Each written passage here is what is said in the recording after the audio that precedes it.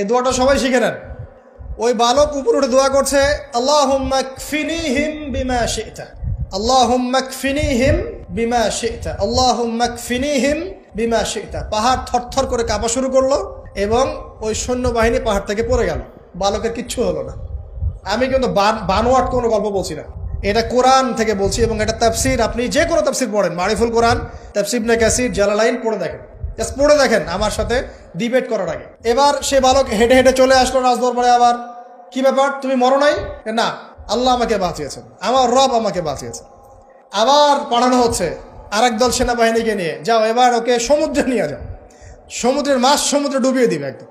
আবার সে ওখানে গিয়ে বলল, আল্লাহুম্মা কফিনিহিম বিমা শি'তা। অর্থ হচ্ছে, হে আল্লাহ, আমার বিপক্ষে যারা আছে আপনি যা দিয়ে ইচ্ছা ওদের বিরুদ্ধে আমাকে সাহায্য করেন। অর্থটা হচ্ছে এমন, আল্লাহুম্মা কফিনিহিম বিমা শি'তা, আল্লাহ আপনি আমার জন্য যথেষ্ট হয়ে যান, ওদের বিরুদ্ধে আমার জন্য যথেষ্ট হয়ে যান, যা ইচ্ছা তাই দিয়ে আপনি হেফাজত করুন। ঠিক আছে, আল্লাহুম্মা কফিনিহিম বিমা শি'তা, ছোট্ট দোয়া। এবার ওই সমুদ্র উত্তাল হওয়া শুরু করলো এবং ওরা জাহাজ থেকে পড়ে গেল।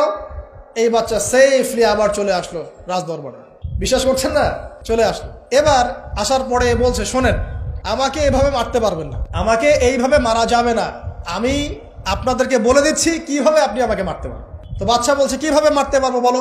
তখন সেই বাচ্চাটা বলছে যে আপনি সমস্ত এলাকার মানুষকে এক জায়গায় জড়ো করবেন, মানে পুরো নেশনের যত মানুষ সবাইকে একটা মাঠে নিয়ে আসবেন, মাঠের মাঝখানে একটা গাছ রোপণ করবেন বা একটা কিছু স্তম্ভ নির্মাণ করবেন, সেখানে আমাকে বেঁধে ফেলবেন। বেঁধে ফেলার পরে আমার এই ধনুক থেকে একটা তীর বের করবেন, তীর বের করে আপনি নিজ হাতে এই তীরটাকে নিশানা দিবেন, দিয়ে বলবেন বিসমিল্লাহ আল্লাহর নামে, বিসমিল্লাহ আল্লাহর নামে, বিসমিল্লাহি রব্বি হাযাল গোলাম বলে ছুড়বেন। অর্থ হচ্ছে, আমি এই বাচ্চার রব, আমি এই বাচ্চার রব আল্লাহর নামে তীর ছুড়লাম, এটা বলে তীরটা নিক্ষেপ করবেন, তাহলে আমি মরবো, তার আগে মরবো। কথা কি বুঝতে পারছি?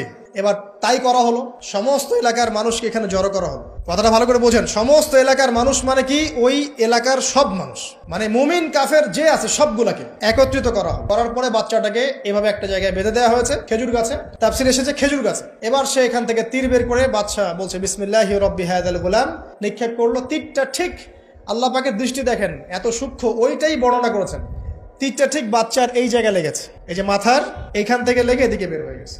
ওই বাচ্চা ছেলেটার এই যে কপালের এই পার থেকে এই পার পর্যন্ত তীর চলে গেল এবং বাচ্চাটা শহীদ হয়ে গেল, আলহামদুলিল্লাহ।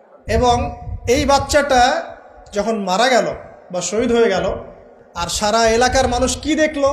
দেখলো যে বাচ্চা তাকে দুইবার চেষ্টা করে মারতে পারে নাই, কিন্তু তার রবের নাম যখন নেওয়া হয়েছে, আল্লাহর নাম নেওয়া হয়েছে, মারতে পেরেছে।